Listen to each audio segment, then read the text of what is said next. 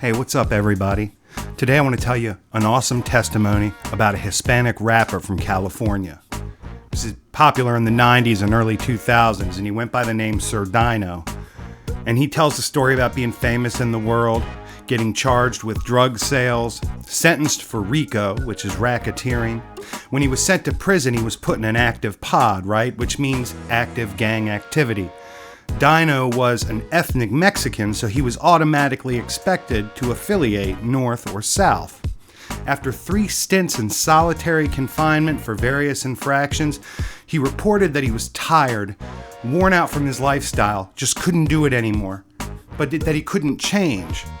He claims that it was then when he cried out for God, "I can't do it."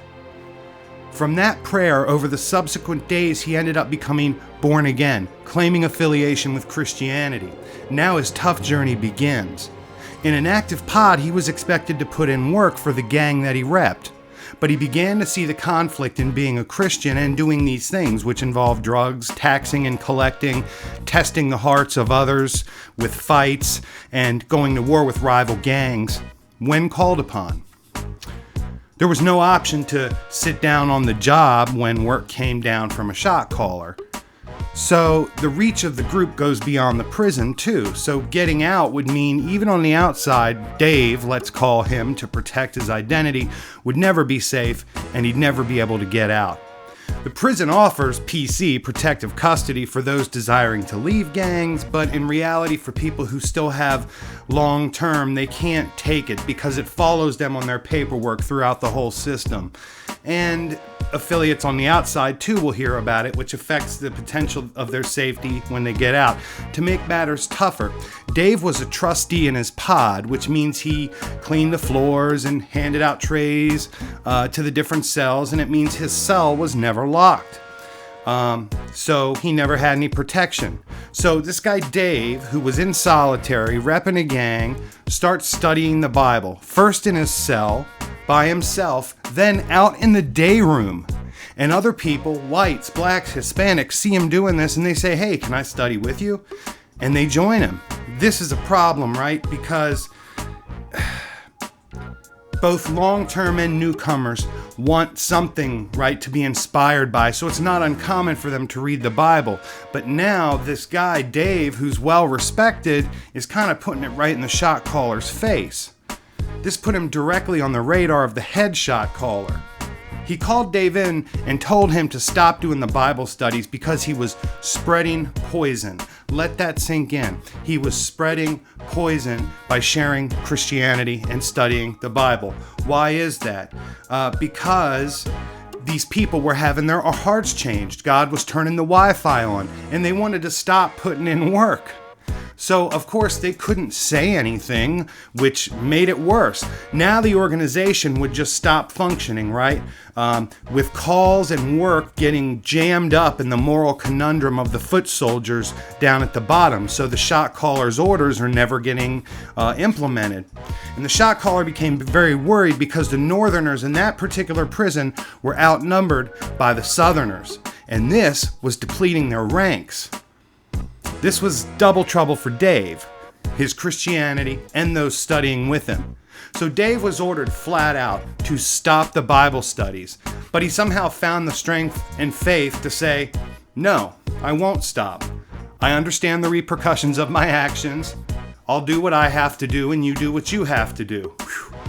Dave would learn over the subsequent weeks that while many hide behind Christianity in prison to avoid manning up or having their hearts tested, Dave found that those true Christians seriously devoted to the faith and living it found respect in many circles in prison.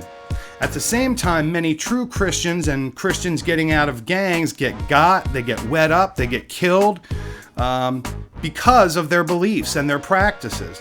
So men came into his cell, tried to jump him, and still he wouldn't leave, openly practicing his Christianity in the active pod. So Dave finally went PC, protective custody. The meds studying with him were being jumped, but not Dave. They wouldn't touch him. He was eventually transferred to a federal prison to finish out his RICO sentencing, and he was put directly into solitary confinement because of how high profile his case was. The shot caller had not forgotten him, though. Through kites and small wheel-a-scroll-like letters passed between prisons and cells, a gang member ended up in the cell next to Dave and received a kite from a shot caller saying to deal with Dave.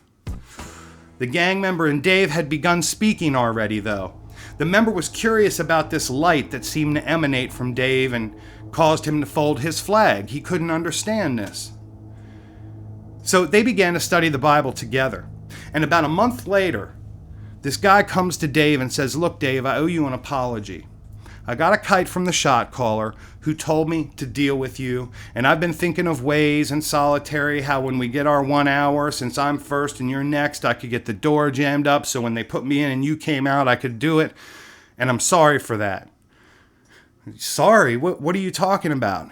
And Dave says that it was at that point that this man, who he had been developing a relationship with that was supposed to kill him, said, "I want this Christ too."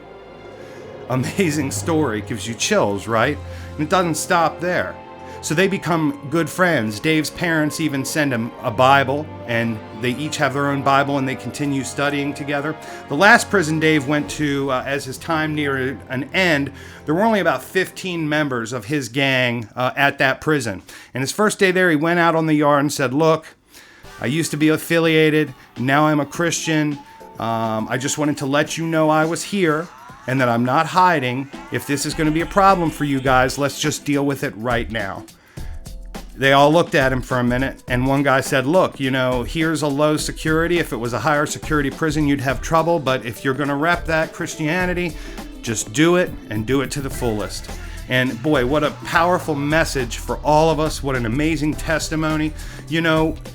God doesn't use promise and prosperity and promise us everything's always going to feel good, but he promises us that he will be with us and protect us during our times of struggle on the earth. And we see that in Dave's story. We look for big miracles all the time, but because we live in a natural world and have a supernatural God, we fail to see the miracles happening constantly all around us. God's providence is literally over everything. Just the fact that we drove from work to home safely is a miracle. Just the fact that we made it through this whole video without any of our hearts skipping a beat and causing us harm is a miracle. Just the breathing in our lungs continually is a miracle. God's providence is over all of us. If you're in any kind of way asking questions or just recognizing that hole inside of you and looking to fill it, just cry out to God in private, humbly, and ask God to save. Jesus says to ask and it will be given. Seek and we will find. Knock and the door will be open. If you've done this, great. If you want to do this right now, you can. If you're angry about my message, I want to challenge you to think about why that is. If you're a seeker of truth, you should have no problem asking to inquire to find out if this thing is real or not. If you refuse to do it, it reveals something about the spirit of man.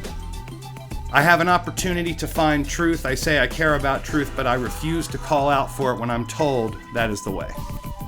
Anyway, awesome story. I want to shout out the awesome channel 23&1.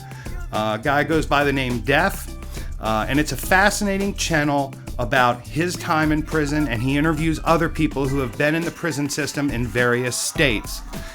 His work is very much a ministry because he points to all the problems in the prison systems of the various states, which I find fascinating. And we get to hear all these great stories about people who overcome amazing adversity. And in doing so, they give us all inspiration and remind us about the things that really matter in life. You can check out his channel. I'll put it in the video description. And if he happens to see this, great work. Really appreciate your channel very much. Thank you, and I'll talk to you guys later.